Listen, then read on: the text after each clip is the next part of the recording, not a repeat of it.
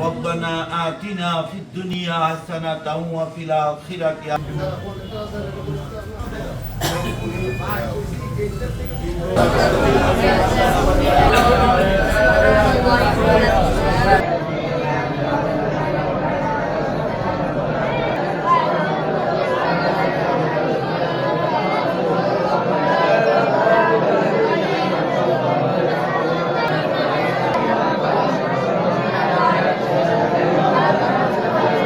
যে প্রতিদিন আমাদের অফিসে আগামী 7 দিন আমাদের দলীয় পতাকা কালো পতাকা উত্তোলন থাকবে। পাশাপাশি সরকারের পক্ষ থেকে যে ঘোষণা আসছে সেটা তো বলার হবেই। আর আমাদের এই 7 দিনব্যাপী অফিসে কোরআন খতম হবে, দোয়া হবে এবং সবাই কালো বেশ।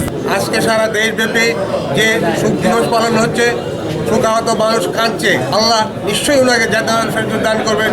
আমরা আগামীকাল থেকে ওনার জন্য প্রতি ওয়াক্তে যেন, শুধু এইখানেই নয়, আমরা প্রতি ওয়াক্ত নামাজে যেন ওনার জন্য আমরা যেন দোয়া করে। এদেশের আপামর মানুষের কাছে অনুরোধ, প্রত্যেকেই নামাজ শেষে যেন বেগম খালেদা জিয়ার জন্য দোয়া করেন। উনি শুধু আমাদের দলের নেত্রী ছিলেন না, উনি ছিলেন আপামর মানুষের নেতা, এদেশের একজন অভিভাবক। এই শূন্যতা পূরণ হবার নয়। জন্মের পর যখন বড় হয়েছি, মা হিসেবে যাকে চিনতাম, যাকে জানতাম, তিনি ছিলেন আমাদের আদর্শিক মা দেশনেত্রী বেগম খালেদা জিয়া। ওনার যেমন বাংলাদেশের বাইরে কোনো ঠিকানা ছিল না, তদ্রূপ উনি বাংলাদেশের মানুষকে নিয়ে সারাটি জীবন চিন্তা করে গিয়েছেন। জীবনের শেষ প্রান্ত পর্যন্ত ওনাকে আপনারা জানেন কি পরিমাণের নির্যাতন শেখ হাসিনার শাসন আমলে করা হয়েছে, তারপরও বাংলাদেশ ছেড়ে উনি যান নাই। তো উনি কখনো বাংলাদেশের মানুষের বাইরে চিন্তা করেন না। আমার বাবা সাবেক এমপি আশরাফউদ্দিন খান সাহেব দীর্ঘদিন ওনার সঙ্গে রাজনীতি করেছেন। আমি আমার ছাত্র জীবন থেকে আমাদের আদর্শিক মা হিসেবে ওনাকে চিনি, ওনার আদর্শকে বুকে লালন করে রাজনীতি করি। আজকে উনি আমাদেরকে ছেড়ে চলে গিয়েছেন। বাংলাদেশের যে পূর্ণ ক্ষতি হয়েছে এই মুহূর্তে, এটা আসলেই আর কারো মাধ্যমে কোনোদিন এই বাংলাদেশের জন্য পূরণ হবে বলে আমরা বিশ্বাস করি না। ওনার এই অপূর্ণতা পূরণ করার মতো নয়। আমি আপনাদের মাধ্যমে সমস্ত দেশবাসীর কাছে একটা জিনিসই চাইব, পরম করুণাময় আল্লাহ তাআলা যেন ওনাকে পরিপূর্ণ ক্ষমা দান করে বেহেশত নসিব করেন।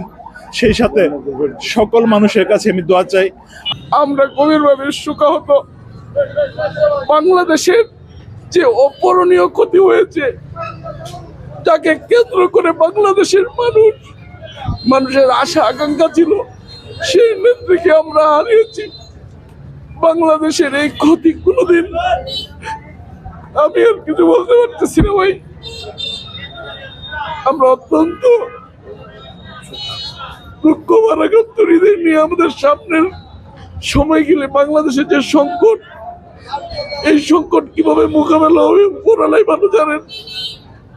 দেশবাসীর কাছে আপনাদের মাধ্যমে দোয়া চাই, আল্লাহ যেন ওনাকে জান্নাতের সর্বোচ্চ মওকাম দান করে। আজীবন দলের জন্য এবং দেশের জন্যই তার জীবন বিলিয়ে দিয়েছে। আমরা আশা করি সারা দেশবাসী তার জন্য দোয়া করবেন এবং তিনি জান্নাতীবাসী হোক।